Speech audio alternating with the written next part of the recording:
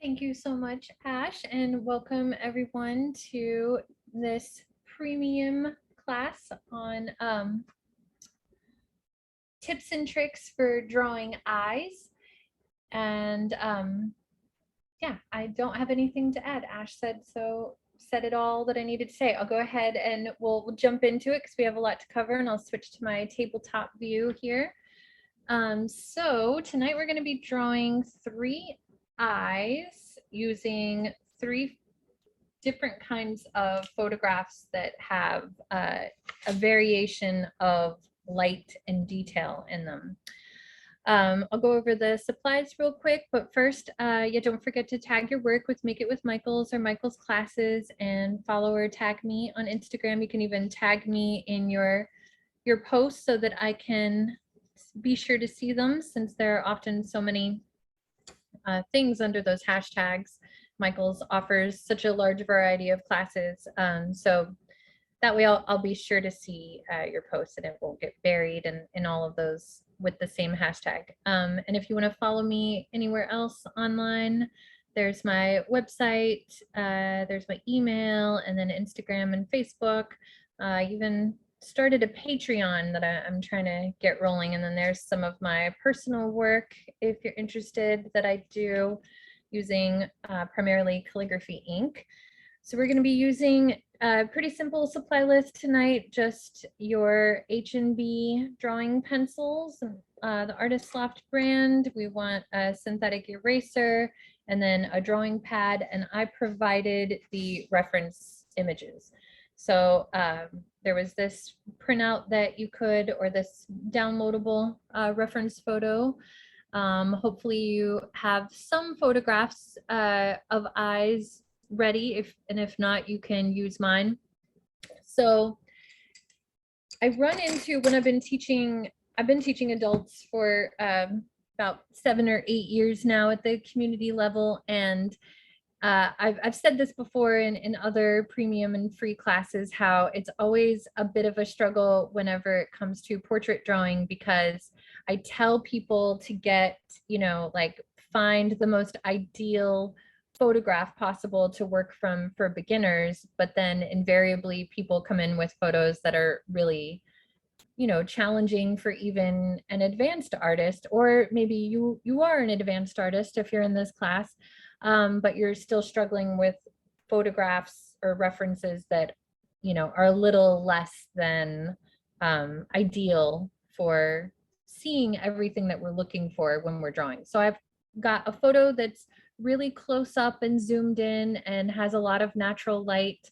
It's a photograph of my son, and then a couple of photos of me. So one that's probably got a filter on it and is in natural light, but I put a filter on it and it's not necessarily the most zoomed in or detailed. So some details are kind of hard to pick out, or it's a little grainy, like I can't see every individual eyelash there. And so when you're working with a photograph like this, where you can't see all of the details, like this one, I can see those eyelashes. So it's going to be a lot easier to draw the shape of that eyelash. But here I can tell there's eyelashes there, but I can't see them very clearly. So in that situation, you're kind of tasked with, not imagining the eyelash or not forcing something to be there that's not there. But we'll come back to that, why that's an issue when we start actually drawing it more. And then the third photograph is usually what I tell people to get for beginners, because I just think it's so much easier when you're drawing something that has such a strong light source, that those value shapes that we're looking for are going to be just easier to identify. Because even though this is nice and zoomed in and has lots of detail, it might be a little harder here to see the value shapes, to actually see that shape of that gray that's a little darker under the eye, and how that shape would be defined differently than this shape. So we'll talk about all these things, but these aren't necessarily ordered as far as like easy to hard. Like this is the most detailed zoomed in photo. This one is pretty medium, I guess, but as far as detail and light and, you know, being zoomed in. And then this one I just think is the easiest for beginners, even though the light is obviously, you know, there's a huge shadow here, etc. But that actually makes it a little easier for us.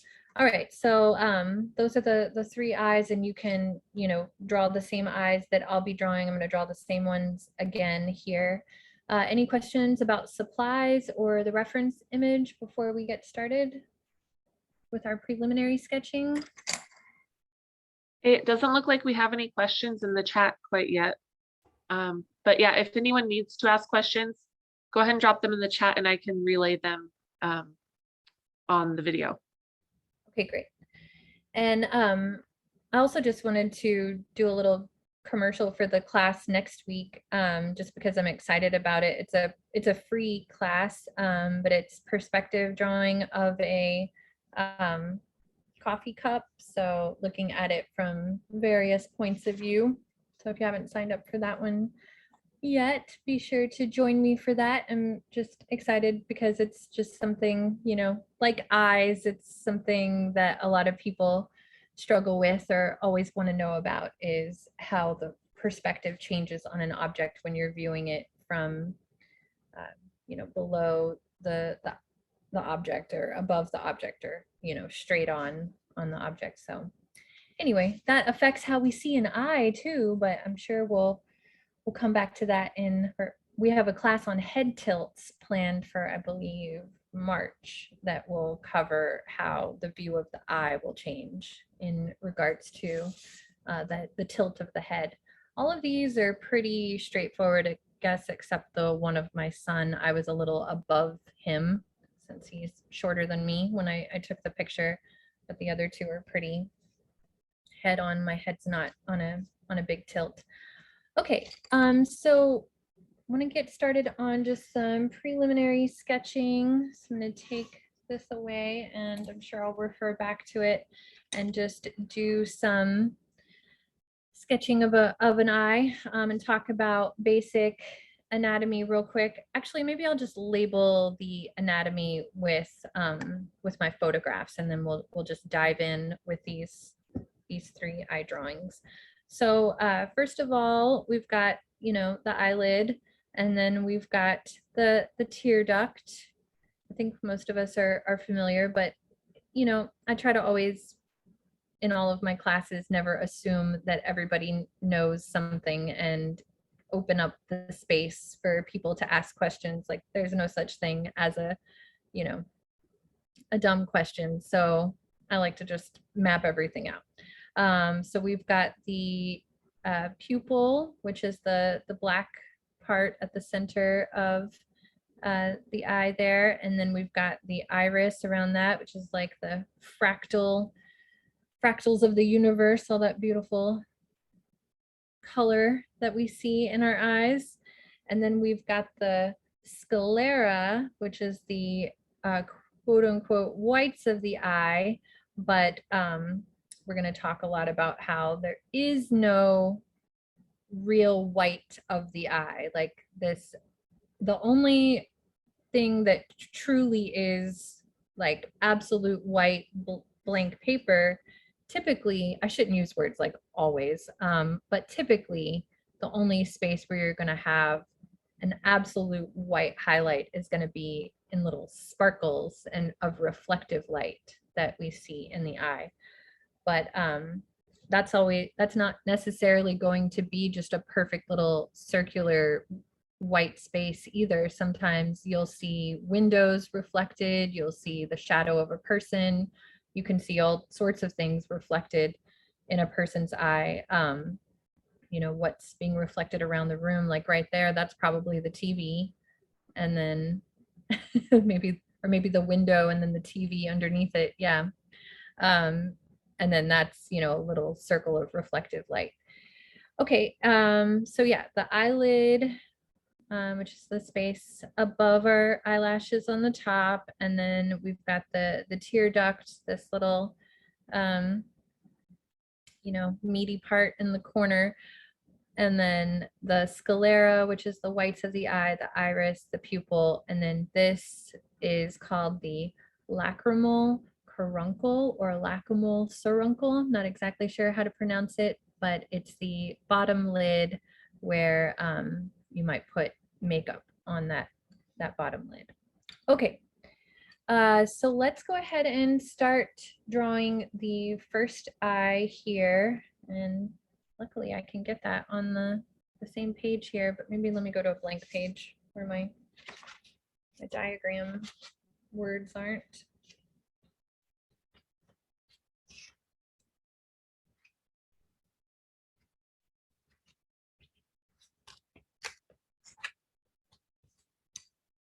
And I am going to use an H pencil to lay down the preliminary sketch here, and then I'm going to use a lot of the heavier B pencils for my darker values. So first I want to talk about the shape of the eye. We talk a lot, the words almond shaped gets used a lot to define the shape of the eye, but I would call an almond shape something that is symmetrical. An almond tends to be shaped like that, right? It's pretty symmetrical. But what I think would be a better shape name for the eye, even though it's probably not likely to catch on, would be like an aardvark shape, something like that. Or maybe one of those whiteout tape dispensers, you know, that you drag across the page. So yeah, that person had whiteout tape dispenser shaped eyes. Isn't quite as sexy as almond shaped eyes, right? But it's very deceiving because then we start to draw something that's symmetrical and shaped like an almond when we've got the tear duct over here, and often it's not totally symmetrical. So so I'm going to use a 2H when I start actually sketching the bones of the eye, but I picked up a 6B so that you could see my lines when I drew that little shape there.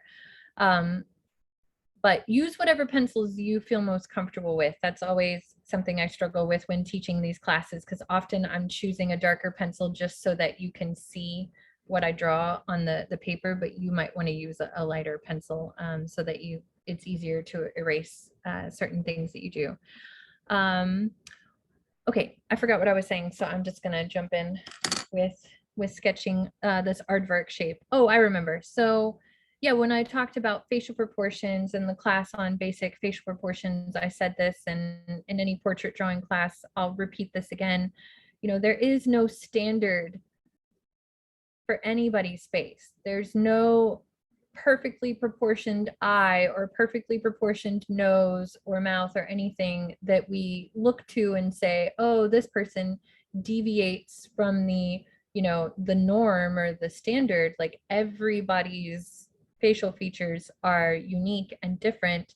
And oftentimes our eyes are not, I mean, pretty much nobody's face is perfectly symmetrical, and our eyes are often shaped differently. So if you were to try to, you know, draw one eye and then let's say make a mirror image of the other eye on the other side, you're not going to capture that person's likeness because their other eye is not shaped exactly. The left eye is not going to be shaped exactly like the right eye.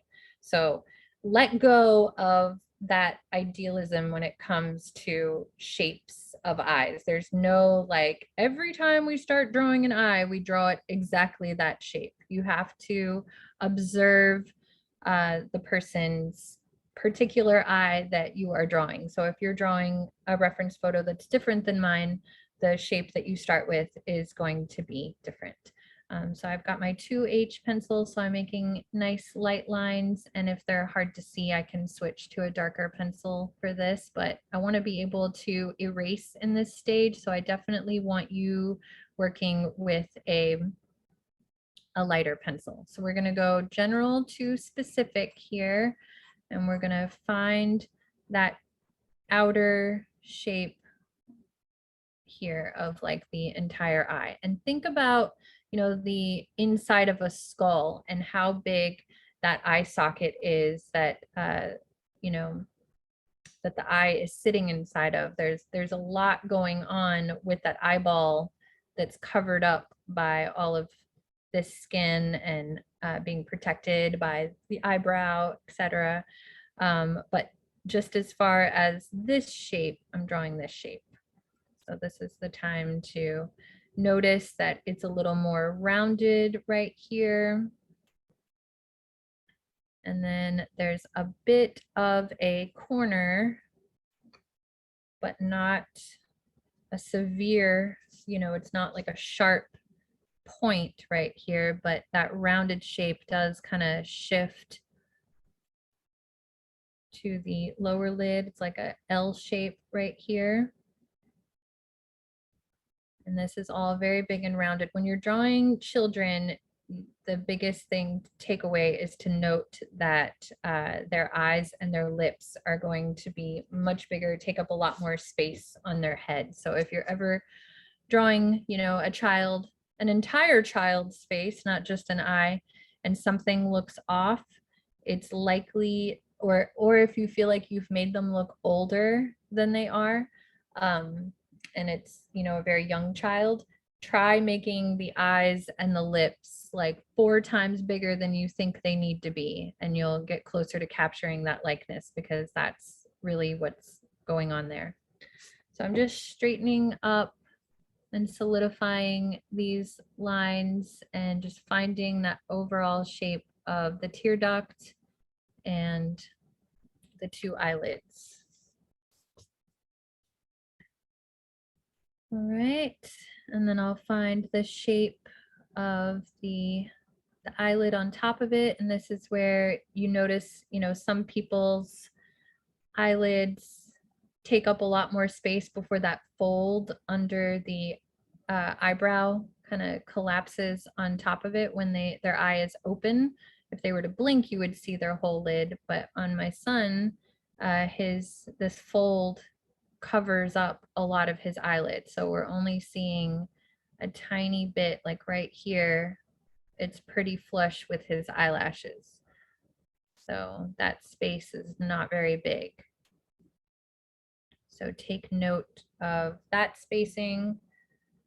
And we're just trying to get as approximate and close to, you know, these details. If yours is a little off, it's not the end of the world. I mostly just want you to approach drawing an eye based on observation and not, and also based on the shapes of the light and the shapes of the dark that we're about to outline here in just a moment. All right, so we've got those shapes.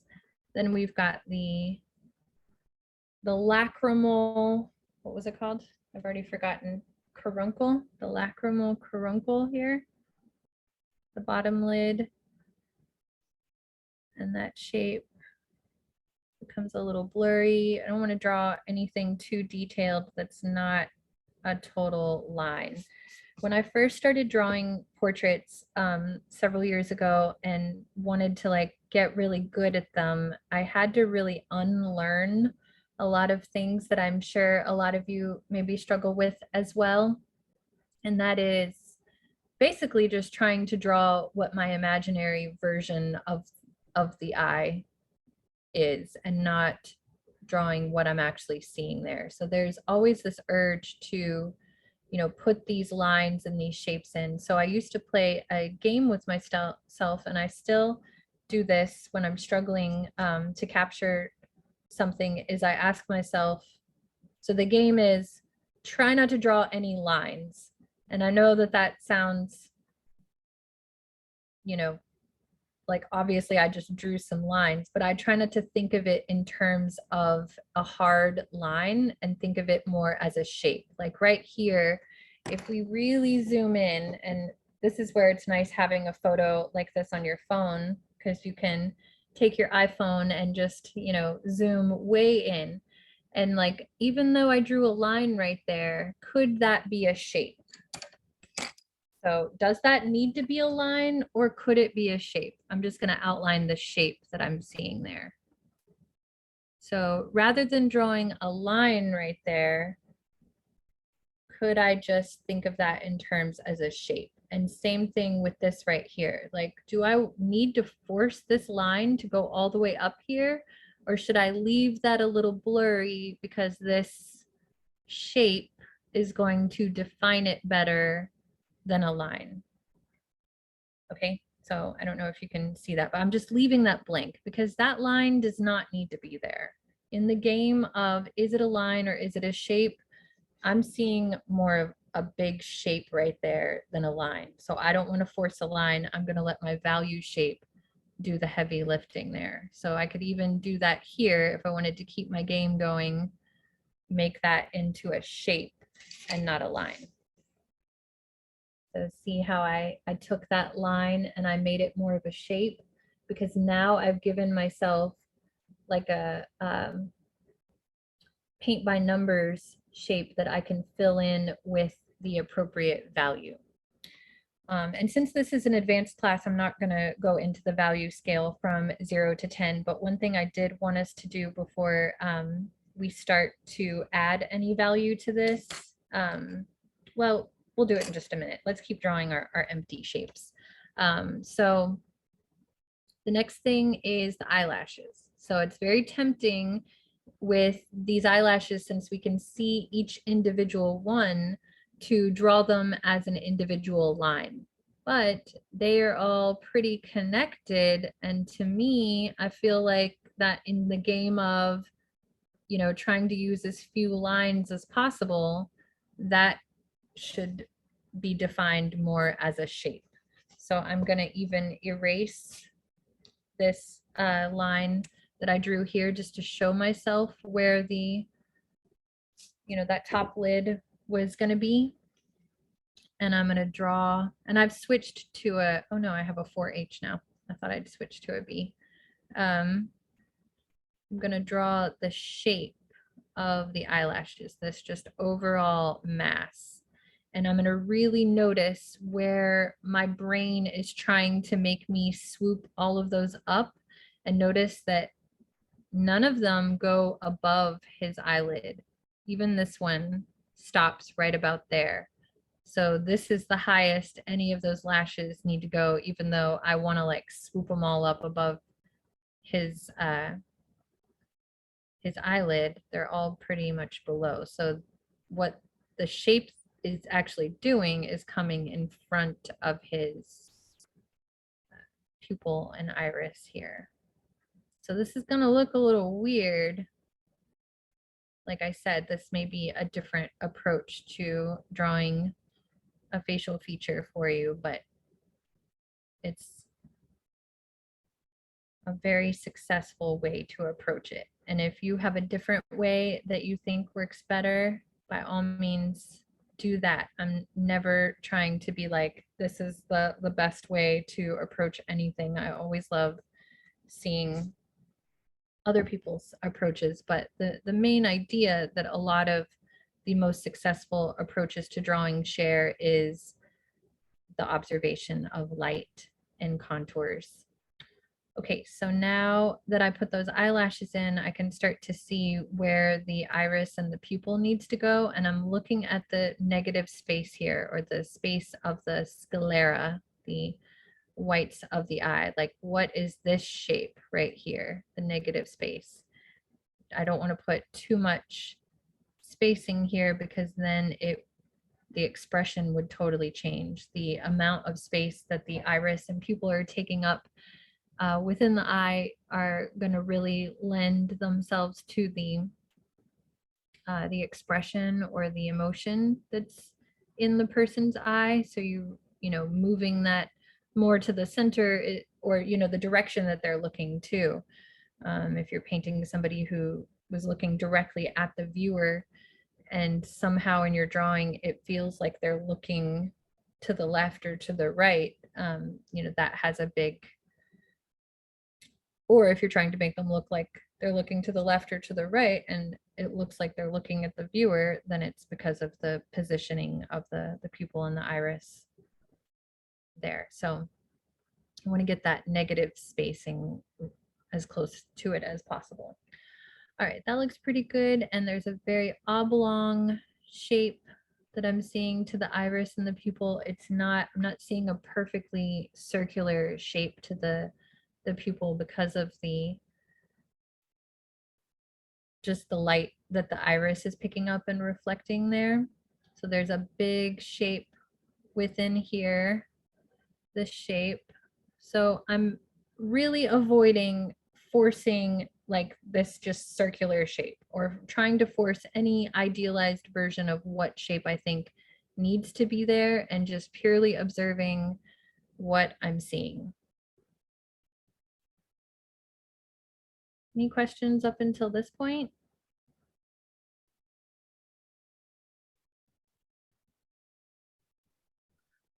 Nope. We had questions about which pencil, but I was able to answer that in the chat. So Okay, wonderful. Thank you. yeah. All right, so those are all the reflective shapes that I'm seeing in the iris there, the dark and light shapes that I'm seeing. And I'm not worrying about the level of value that I'm seeing yet. I'm just drawing all the various different shapes. So I'll put all those in there, and I'll get that little shape that's probably the window and the TV, and then that reflective light shape. I'm going to draw it a little bigger than it probably needs to be, just because I'm going to end up shading around it and it might shrink down.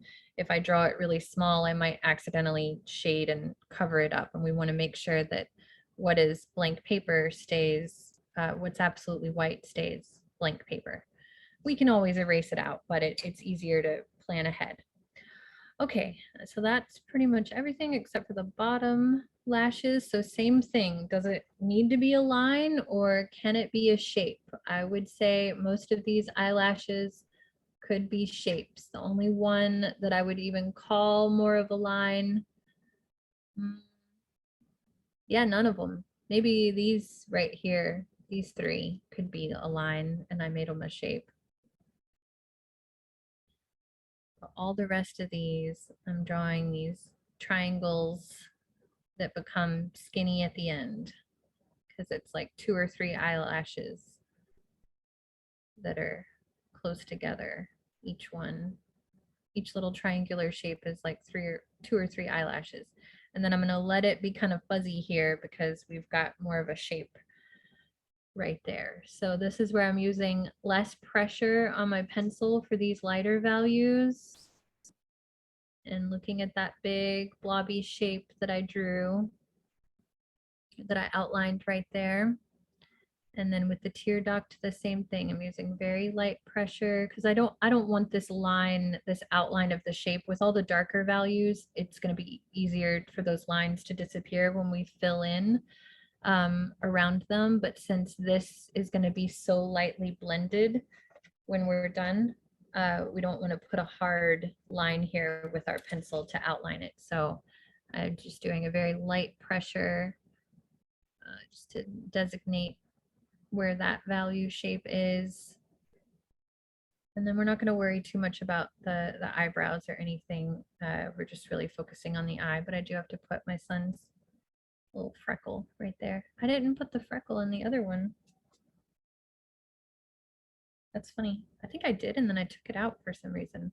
Anyway, okay, so now we're ready to fill in the values on this eye. So I'm going to take my darkest pencil, which I've got an 8B here, I believe.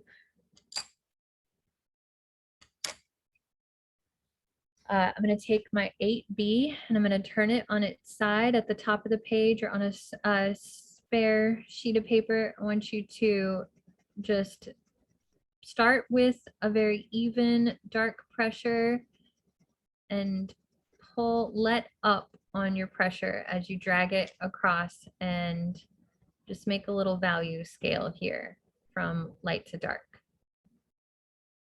And I've covered this in multiple classes at the beginning of this series on intro to graphite and drawing forms, tonal shading. You know, we've been through this before. If you've been, and I definitely see some familiar faces who've been here all along, but just a little refresher of how we want that smooth transitional tonal blending from light to dark. So this is our medium to dark on the value scale with our darkest pencil. And it doesn't have to be perfect. I just want you to be thinking in terms of what your darkest value is. And let's get it all the way to solid black there in the darkest value, and then have a smooth transition from that to a medium dark, and then we'll switch to, oh, maybe a 2H,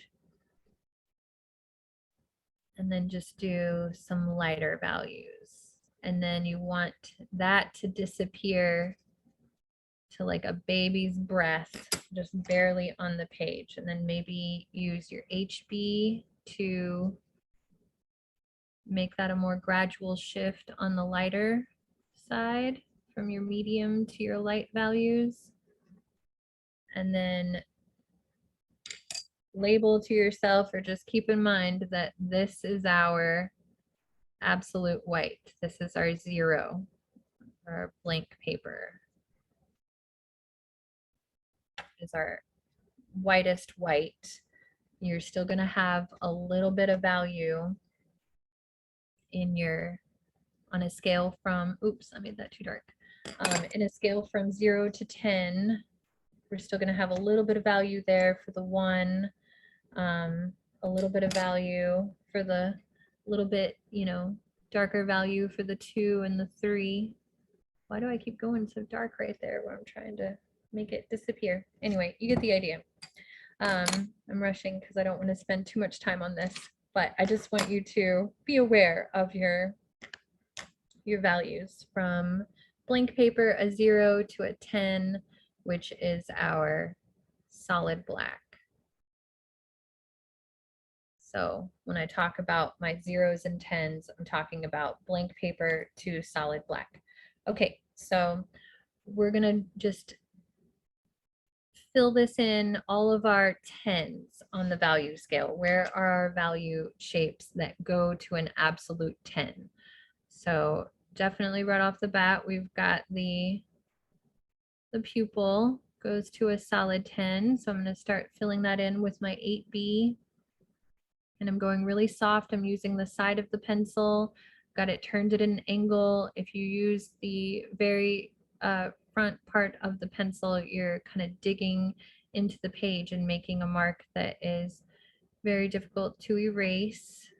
And even an 8B can be erased if we put it in nice and soft like this, where it's kind of sitting on the top of the page. Okay, and then where do I see an absolute black in the eyelashes shape? So I designated this whole paint by number area as eyelashes, but I could go even deeper here into outlining shapes and outline everywhere within that larger eyelash shape where it gets absolutely solid black. And so there's kind of a rectangular shape here that gets solid black. It's almost like where the light's hitting the eyelashes are the individual ones that stand out more, is where the light's hitting it, and then the rest of it is, of the eyelash shapes are pretty solid black. So I can fill all of that in where I'm seeing that solid black. And you want to let up on your pressure and let those where they curve out, you know, let your pressure, little flick of your wrist to get the pressure to ease up right there.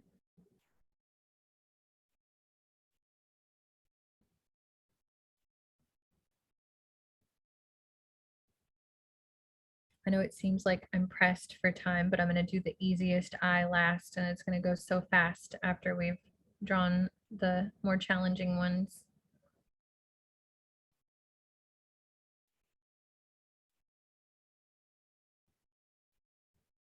Okay, and then where else do I see an absolute 10, an absolute solid black? Probably just a couple of spots right here on these bottom eyelashes, but not all of them.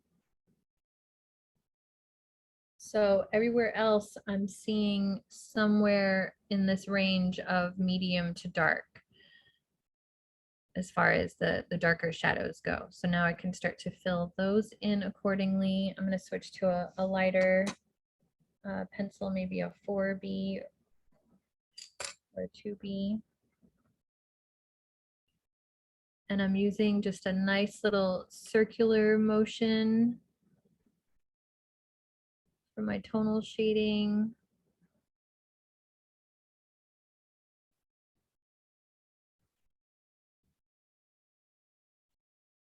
And I can start to softly blend into those 10s on the value scale, but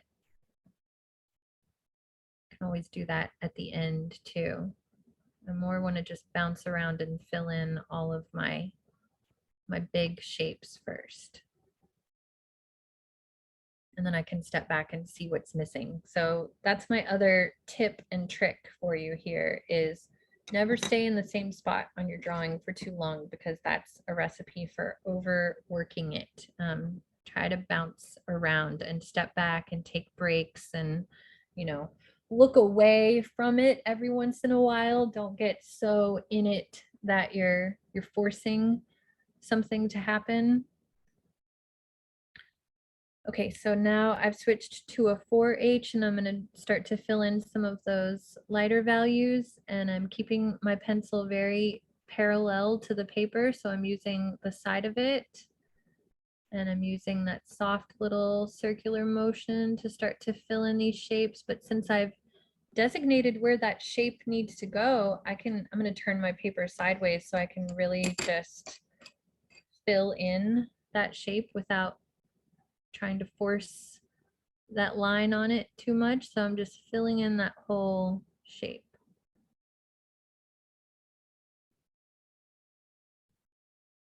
I can always push any crisp edges that I see a little bit later. And then same thing with the lacrimal caruncle.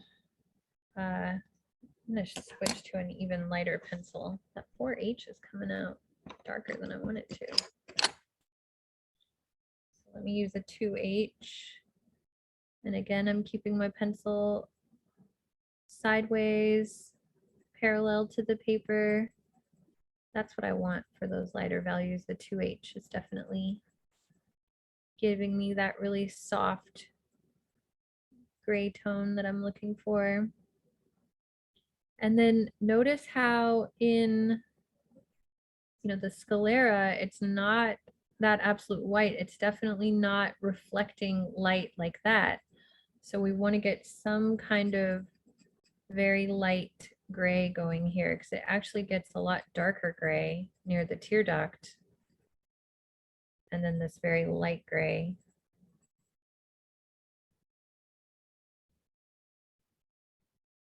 And maybe just, as you're working, it might start to get kind of blurry because your hand has like rubbed it, and maybe just, letting your natural shading blend it might create like a 1 or 2 on the value scale, just from like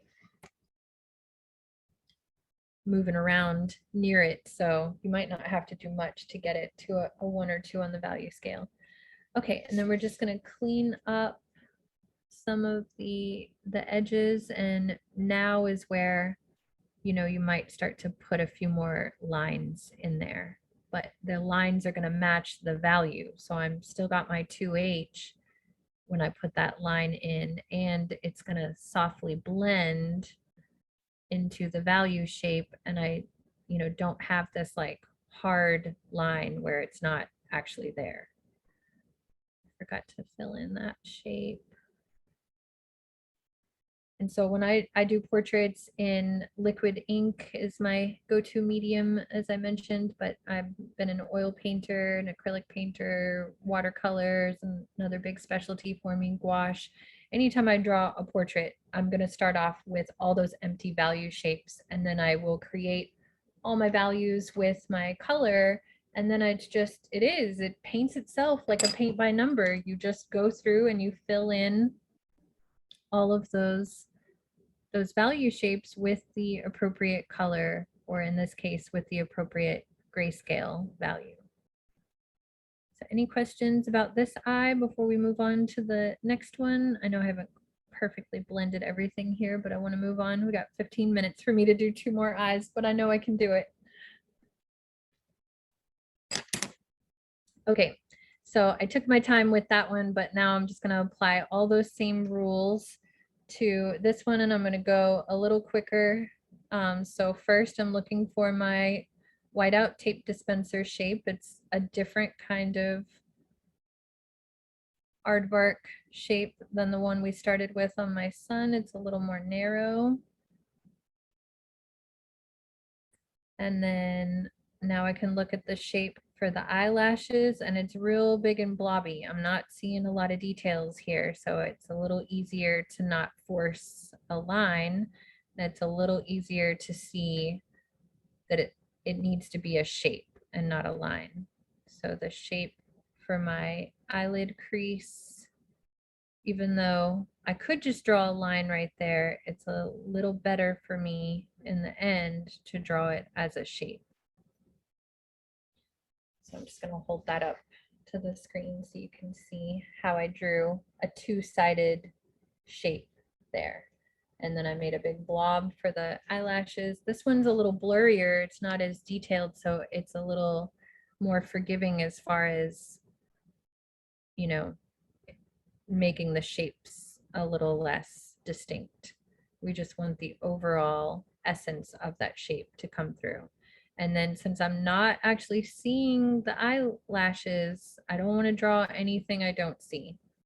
So I'm just kind of indicating, I'm ending up with an implied line there, which if you've been with me for a lot of these classes, you know how much I love implied lines. So what we don't draw is just as important as what we're drawing here. And then I've got that shape for the rest of the eyelashes, kind of just create like a darker line there. And then I can see if I've positioned my eyelid.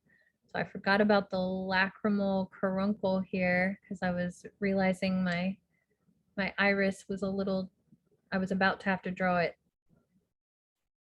different than how I was seeing it. But once I filled in the shape for that, it made a little more sense.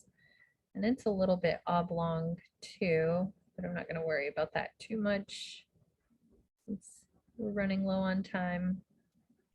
There's my pupil shape, and I'm going to connect where I'm seeing like an 8 or a 9 on the value scale there, and I've got another 8 or 9 value scale shape there and there. And then here I want to force some detail, but I'm not seeing it, so I'm going to leave it really vague. And then I've got the little tear duct shape there, and then there's a little sparkle right here, so I'm going to draw that because I want that to, and there's another little sparkle right here, which is actually the filter that I put on the photo, but I just like it, so I'm drawing it. Okay, so those are all my value shapes, and I'm ready to start filling those in. And this is where the recording can come in handy if I just went a little fast on that.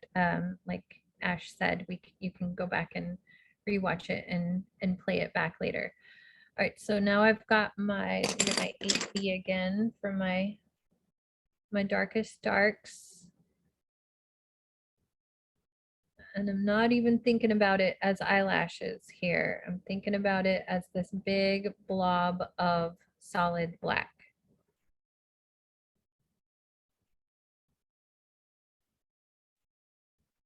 Because that's how it reads if I break it down to just those shapes.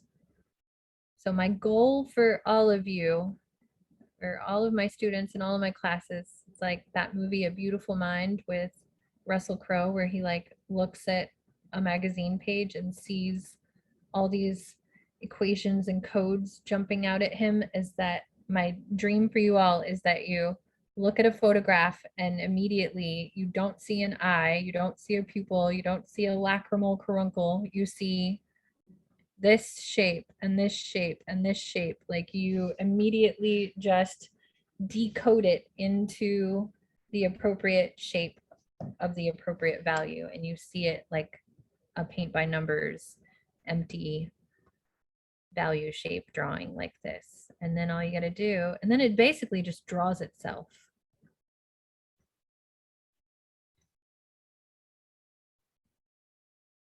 I'm kidding, but it does. It really does. Once you, implement that policy every time. And when I'm rusty, when I haven't been drawing for, weeks, which is unusual, but it has happened. Like during 2020 and 2021, I was hosting weekly figure drawing classes and online. And there were times where I would cancel for one reason or another, just get busy, and I wouldn't draw, for a week. And then I would start to draw the model in the, oftentimes, you're limited on time. There's like 20 minutes to draw this person, and then they're going to move, and you're trying to capture where they are. Like I would default, when I'm out of practice, I will start to default to a hard outline or trying to force, an imagined shape of a nose or something. And then I have to kind of stop myself and be like, what? Stop it. Why am I doing that? Like, look for where's the shape of the shadow under that model's eye, or where's the shape of the shadow that's making me see the nose, and, do my beautiful mind trick. Otherwise, it's so easy to get stuck in those old patterns. Like I said, you have to unlearn a lot of what we tend to do when we are figuring out how to draw. If we're trying to draw realistically, if we're trying to capture what our eyes are seeing, if you're, being abstract and conceptual, then, you can draw hard outlines around eyeballs all day long. But if you're trying to capture what an eye actually looks like, then we've got to really try to see this value. Okay, I'm going to switch to my 4H. Why does it seem like my 4H has given me a darker value than the 2H? The 2H was the one that was better, I think, because the way it's sharpened. Okay, so I'm on my lightest values, and I just want to give some kind of light gray in the sclera, because it's really it's just so that that white reflective light pops. And since there wasn't a reflective light on my pupil or iris, I'm kind of forcing one right here, this shape. I did it in this photo as well.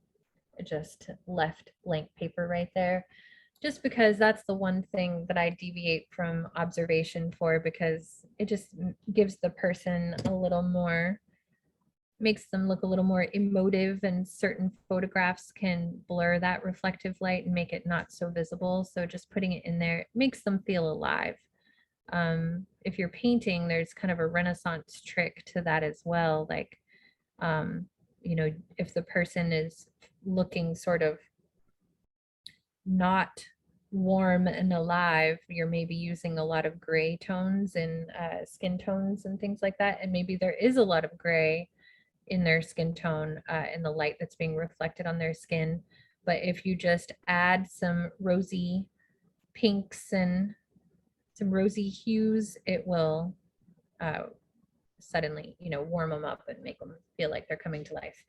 Okay, real quick, we've got 8 minutes, and I'm going to go ahead and jump to my last eye here. And if we run out of time and don't get to, look at everybody else's drawings, I am going to do a little Q&A on my Instagram right after class, so you can join me there if you have any questions or comments to add. Okay, I'm drawing this eye here just because there's a lot going on this one. So this one is going to be super straightforward, because look at this big blobby shape. The gift that the high contrast photo is giving me is I don't have to work too hard to see this big blobby shape. I'm not even going to draw the whiteout dispenser shape this time. I'm just going to draw what that absolute 10 shape that I'm seeing is. So I'm going to connect it all and kind of blur it together, even though this is really like, we've got some 7s and 8s in the value scale inside of there. I'm just going to blur it all together and do this. Boom. If I was doing a stencil or a screen print of this photograph, I could do that and then put a, indicate maybe this shape right here and this reflective light shape. And if I put that on a stencil, ran that through a screen printing press in conjunction with the shapes for that I was seeing on the nose and the mouth, you would see a face. You would read it as a face. It does not take that much information for our eyes to read shapes as familiar things. So that's the little shape that I'm seeing for that crease, those 2 eyelid creases there. And then this shape underneath the eye. And then these little shapes for the eyelashes. So I'm really getting away from outlines here. And this is where a lot of people run into the challenge, is that they are really wanting to force an outline, and it's so hard. I mean, I've taught all ages. I've taught middle school and high school, and but the hardest is adults when it comes to unlearning, because we've had more years doing what we're what we're trying to break ourselves from doing. Okay, so I'm going to switch to my, and this is, I've never taught a class exactly like this before, but I feel like I could go back and share this with every class I've ever had, where I ask people to bring in a photo like this for the beginner level students, and they all bring in photos like this and get on the struggle bus. I feel like doing a class like this, where we spent so much time on those other photos, and then this, photo is so much easier to draw as far as these value shapes. This is like a case for why a high contrast photo is so amazing when you're learning. So now I'm just going to fill in all that solid black.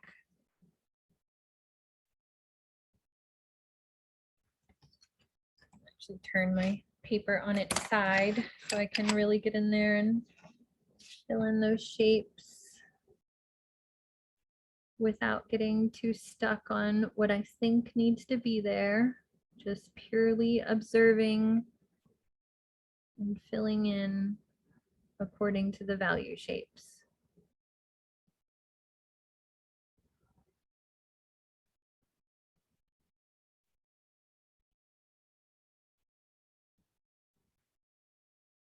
Oh, so this is actually my solid black. I was about to fill in where the white, the only white space there. So yeah, don't fill it in too quickly. Be mindful of where those shapes were supposed to go. But all of the people and everything is really more of an absolute 10. It's really just a little bit of a blurry, maybe 7 or 8 on the value scale. I am going to leave that highlight a little lighter than it actually is, just for the same reason I did in the other photograph, just to make it come to life a little quicker.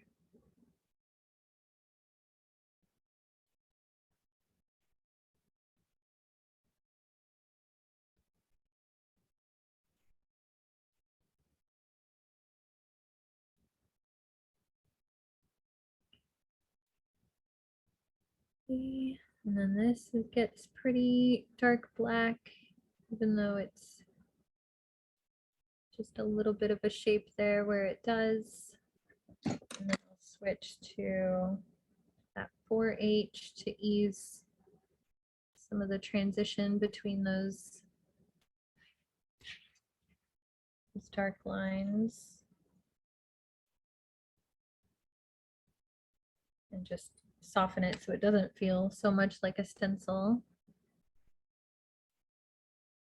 There's a pretty heavy shadow, even though it's light, it's a big shadow under my eye there. And then you could take, you know, whichever pencil is giving you your lightest value, like your 2H or your 4H. And even like blend some of this lighter area because there's a lot of very light values here. And there's where I'm seeing some absolute highlights. So I kind of circled where those highlights were, and then I'm shading around them with my lightest value so that it. Okay, I think that's pretty good and pretty close to what I had in my previous example there. And we've got 2 minutes left to maybe spotlight some of your drawings. So I'd love to see where you ended up. If we could, if anybody's wanting to share. I know a lot of people are leaving their videos off, and that's fine.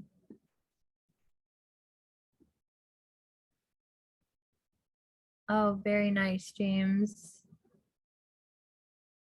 Yeah, I realize I went a little quickly, so maybe, yeah, might have to go back and spend a little more time to fill in some of those shapes, but I see all those shapes designated, and that looks great. Anybody else? Well, it's some really nice soft blending there. So yeah, the blending and the softness just comes with, you know, using the side of your pencil and doing a nice little circular tonal motion, and avoiding the front of your pencil. Ooh, look at that. Those are really popping. Yeah, the more you get that contrast going, like really push those absolute tens and designate those highlighted shapes, the more it's gonna really pop off the page like that. Oh, the one of my son's eye is just so nice and soft. Love it. Thank you. Okay, well, that was a great class, and thank you all for joining me. And if you have any questions or comments and you'd like to join me on Instagram Live here in just a moment, I'll be there 7:05 p.m. to, at Adrian Hodge Art on Instagram. And yeah, and if you're watching this recording later, like you signed up, but you're just watching the recording later, you can see the Q&A on my Instagram under the IGTV tab. So thank you all, and I'll see you next time. Have a great night.